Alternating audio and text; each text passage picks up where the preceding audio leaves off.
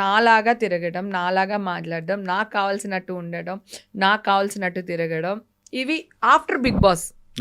After Bigg Boss start చేశా. Before Bigg Boss నాకు లేదు. ఆఫ్టర్ బిగ్ బాస్ నేను అక్కనే అయిపోయాను. ఆఫ్టర్ బిగ్ బాస్ నాకు రెక్కలు వచ్చేసినాయి. హేమక్క ఆ బిగ్ బాస్ కూడా నేను డిప్రెషన్ లోనే వెళ్ళాను.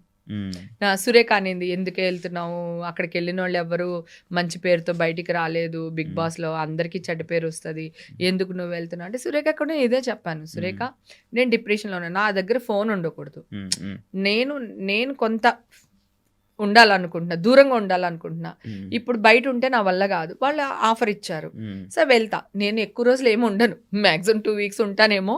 అట్లీస్ట్ ఆ 2 weeks నేను ప్రశాంతంగా పీస్గా ఉంటాను.